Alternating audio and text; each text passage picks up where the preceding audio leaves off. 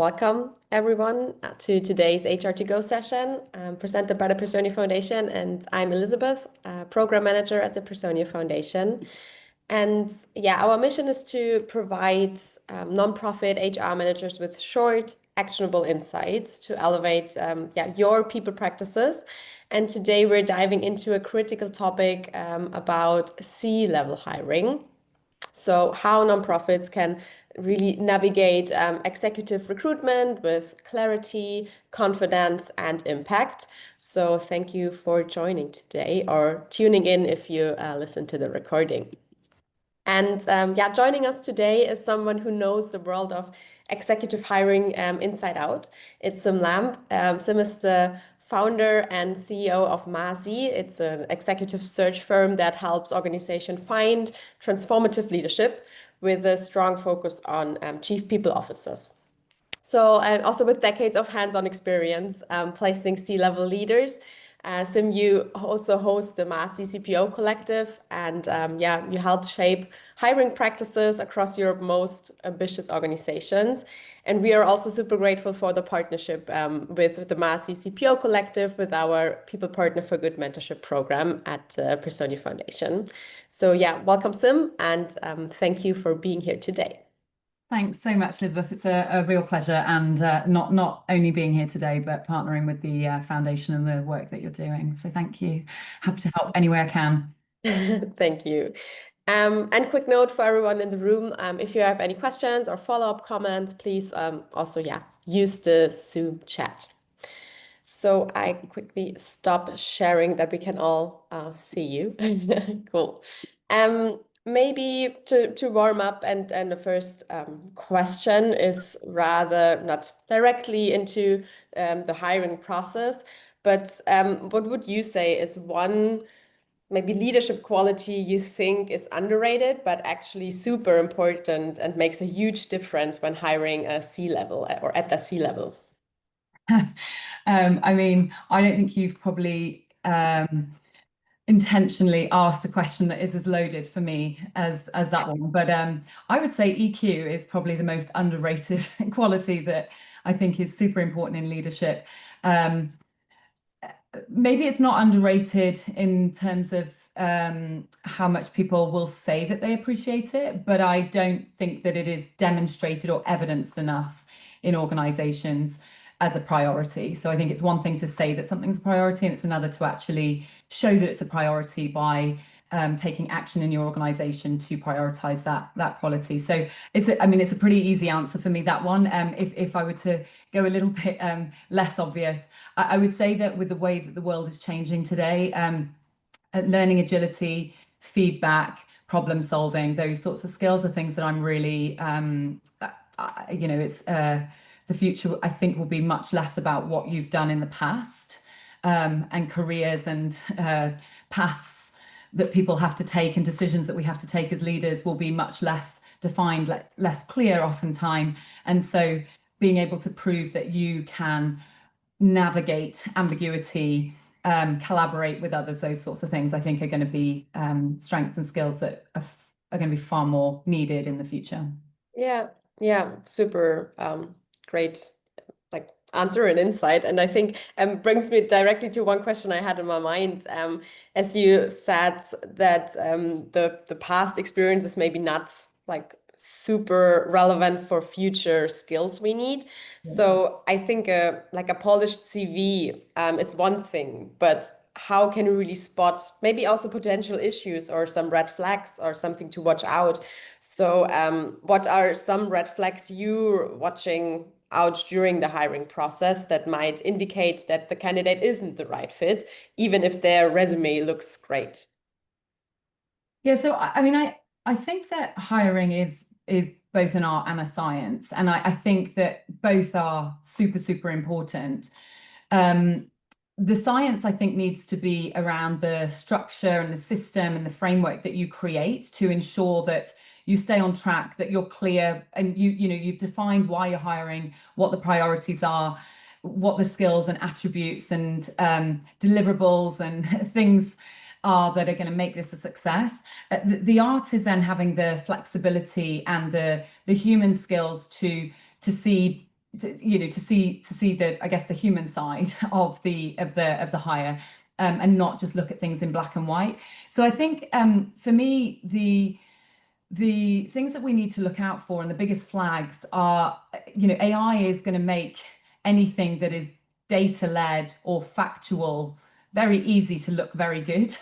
So I think that actually we need to become much better at leveraging our AI agents and our AI friends to do that bit really well, support us, whether we are the candidate, whether we're the hiring manager or the assessor, but then use the time that we get back by them doing their bits really well to not cut corners where it comes to the human part of the assessment. So do the hard work, interview the candidate,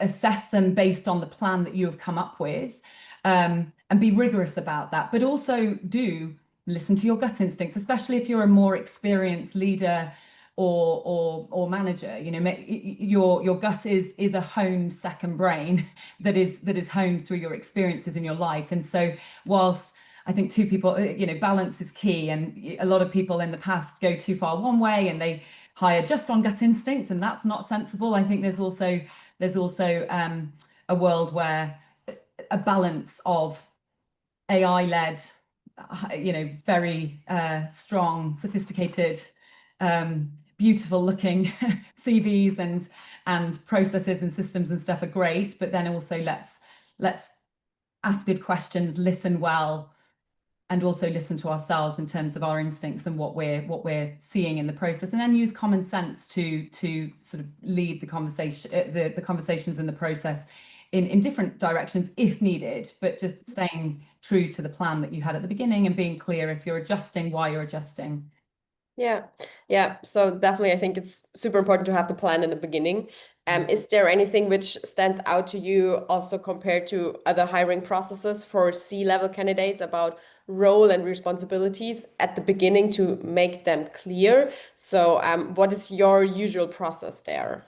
Yeah, sure. So I think the first thing I would say on this is that leadership hiring falls into, Simon Sinek talks about the fact that leaders are not, that it's different to being a functional expert. And I think that's the first thing to be really clear on when you're hiring a leader, is that the skill and the role that they play is fundamentally different to a functional expert. So when I look at hiring, and I think this applies to all functions, but I look at human skills, hard skills, motivation. So those three buckets. The human skills are the less tangible things like judgment, decision making, influence, respect, trust, credibility, and problem solving. That's the human skills. The hard skills are the things that are proven, the things that they've done before, the things that honestly a lot of times people find really comforting to hire on, the logos that you see on their CV, the proven achievements that they can claim and accomplishments that they can speak to, and then the motivation, that's the third bucket, why they do what they do, and the drive that ensures that they get up each day and they give their all, and the power with which they deliver on what they do. So I think when I look at those three buckets and I think about leadership hiring versus other hiring, the thing that's really, really important here is that the proven, yes, the hard skills are really important, but I think that we should put more emphasis in looking at the human skills when it comes to leadership hiring and the motivation. So I'll give you some examples. A lot of, especially sort of maybe more entrepreneurial or sort of growing businesses, they will place a lot of emphasis on if this person has done exactly this thing before in this other organization, that means they're going to come and do it here. Honestly, a lot of the time it doesn't. A lot of the time it means that if they did it there, they probably don't want to do it here. So I think, first of all, it's really, really important to look at what is motivating this leader, because that is the real firepower behind, will they do it again? Do they want to? Or actually, are they going to not for the same reason? So that's super important. And then on the human skills, again, in my experience, a good leader, first of all, will typically have obviously every company is a different size, has different sort of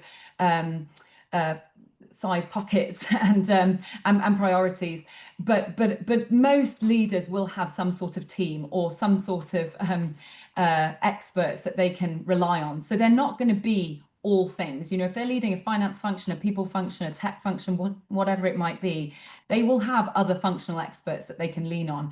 What they cannot do and what they need to have, in my opinion, primarily is the ability to operate with the rest of the exec team or the leadership team to make decisions on behalf of the business, to deliver on the goals of that business, and then to be able to set a clear vision and a clear clear strategy, and then deliver on that through their people. And in order to do things through people, you have to have really exceptionally strong human skills. So for me, when it comes to hiring leaders, that's probably one of the biggest mistakes actually that people make, is that they put a huge amount of emphasis on rigorously testing for all of the hard skills, and they put very limited weighting on testing for the human skills and the motivation. And in my experience, and maybe this is slightly tainted by the fact that I prioritize hiring people leaders for organizations,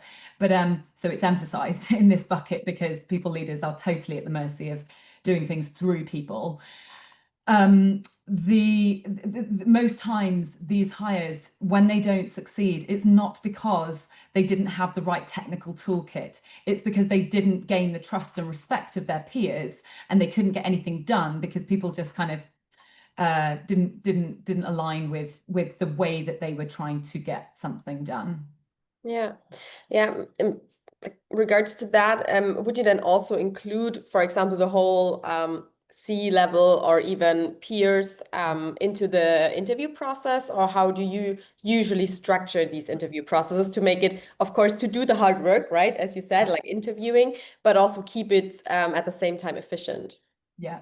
So I would say that for me, there are 6 main stages when it comes to a hiring process, if I'll answer it this way.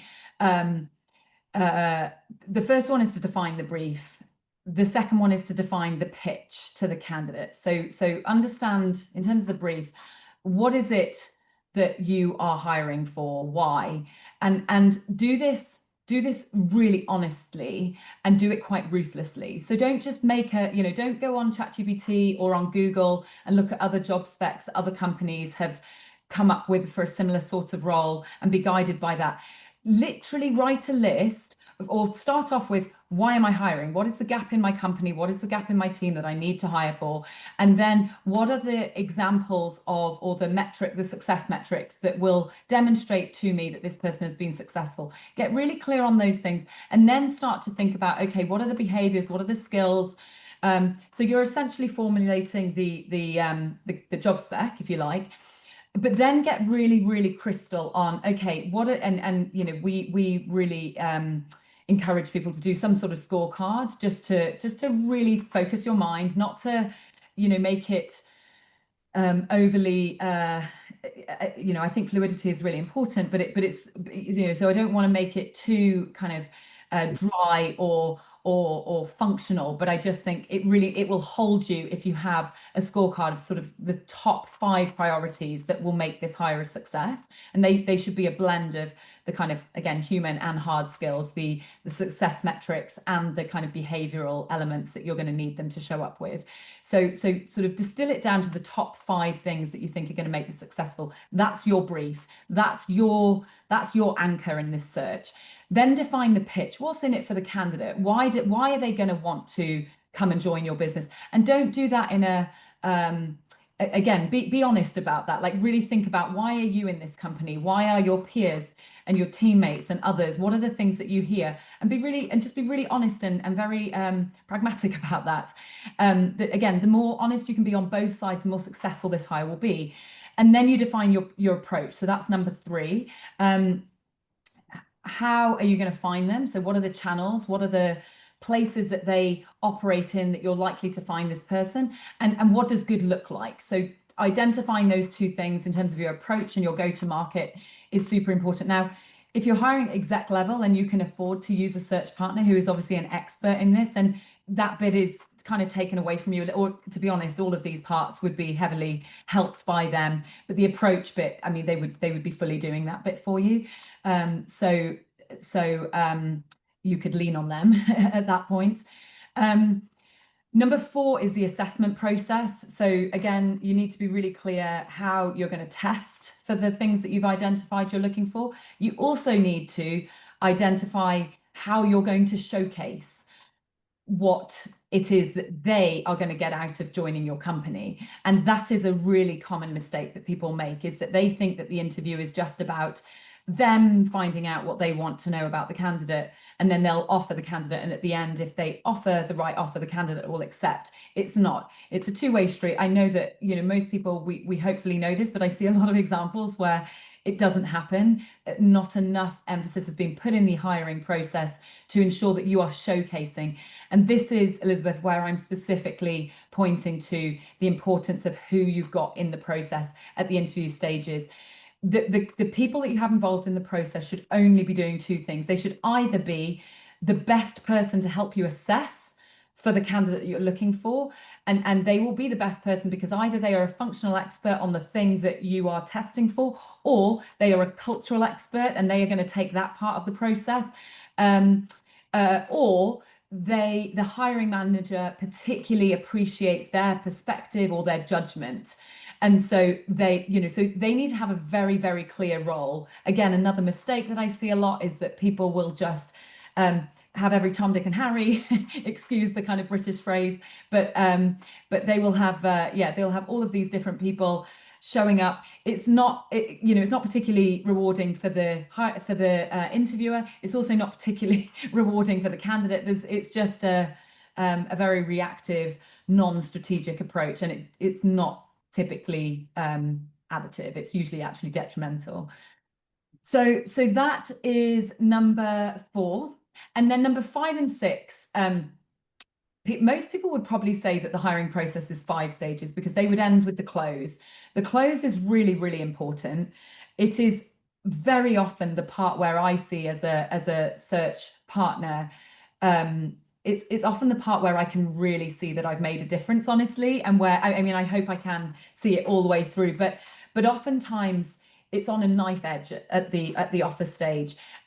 People can really underestimate how sensitive and how emotional those final stages can become, even to very unemotional people, even to people that can be really, really pragmatic and level.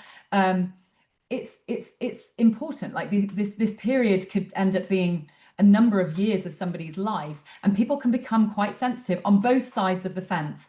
And so people hear things and see things and read into things in a way that they usually wouldn't at all. And so often as the third party, that's where I'm like, okay, I can really see that if I hadn't have been here, they would have seen things very differently, and actually it wouldn't have been, they wouldn't have come together. So the closed part is super important, and it's typically seen as the 5th part. The reason I say 6 is because I think one of the most important stages of hiring is onboarding. And a lot of people will forget that that is a part of the hiring process. The hiring process does not finish when you have the contract signed. It finishes never. I mean, it finishes, maybe we can say it's finished, once they're 6 months in. But the onboarding process is super important. The first 3 months of somebody's time with a company will make or break the success of them long term. Yeah, definitely. And I think there is also where succession management comes into play, especially like handing over tasks or building up that confidence for the new leader. And think ahead of that. I think proactively is also super important. Yeah. Thanks. Really clear these 6 stages, so we might get them out and put That's them my into. life every day, Elizabeth. Yeah. Very clear on them. Perfect. Maybe one last question. We're already close to the time, but what strategies would you recommend if time is really pressing and you think of maybe a second choice candidate, but you really need somebody on board? How do you mitigate these risks if it's not 100% fit, but you still need somebody who's maybe good enough? Yeah. Okay. So I like to be realistic here and pragmatic. If you need somebody quickly and you don't have lots of options, then I can understand the appeal to just take someone that is the second choice. I think there is a real distinction in my mind between second choice and a compromise candidate. Now, all hiring will involve some sort of compromise, but I think we just have to be really clear. What are we getting and what is the cost that we're going to pay in order to get them? And I don't mean that in a financial sense, although that might also be a factor. But I think when you're in a rush, you just need to be really clear where you're compromising and if you can afford to do that. So if, for example, let's say you're hiring somebody and you need them to, I guess if they're a leader, honestly, I don't think you can compromise on the priority 5 things, for example. You need to ensure that you're going to get the outcomes that you need, and you're as good as your lowest performing leader. So I just don't think in long term, in the long term, you ever win by taking somebody that you are not certain on, even on an emotional level. If you're not certain at the beginning, I had a client a few years ago, and we'd run a really rigorous process together. It was art and science. It was, we'd ticked every box along the way, and this candidate ticked all the boxes. They were a good match on paper, and they really liked them. And we got to the end and they said, and so she wasn't a second candidate, she wasn't second choice, there weren't compromises on paper. However, they said, you know what, I don't know what it is, I can't put my finger on it, I'm just not jumping up and down about this hire. And I said, for a leadership hire, we can't hire her then. The end, full stop. We can't, because if you're not jumping up and down now, the cracks, this is the honeymoon period, and the cracks will show and show and show, and the trust will break down, the respect will break down, and you just won't get anywhere. So to be a high performing leadership team, you have to be certain at the hiring point. Now, if it's a more functional hire, I guess I would just encourage you to look at other options. Like, can you hire them on an interim basis? Can you hire, or could you hire an interim? Could you organize your team in a way to cover the roles and the responsibilities that you need desperately dealing with? Can you hire somewhere else in an interim or capacity whilst that person, you second somebody into the role? I think you've just got to be really, really conscious about the power that a teammate plays in your organization at any level, and just be clear what the cost is that you're going to pay for taking a second. I mean, just don't take a second choice. Compromise is one thing, but Yeah. if you're not sure, don't do it. Yeah, we will stick there. Yeah. Okay, great. So just looking at the time, I think we already at the end. Thank you so much for all the insights, especially also your learnings. And I think we all take away the 6 steps, and also to don't compromise too much. Really be patient, like the right candidate will be out there. Yeah. All right. You get out what you put in, Elizabeth. So it don't take shortcuts, I would say. Just shortcuts will lead to blind spots and will lead to failure. So yeah. Okay. Thanks. Well, good luck to you all. Hope you have a great day. Yeah, thank you so much. And if there are any questions afterwards, please feel free to reach out. Happy to support.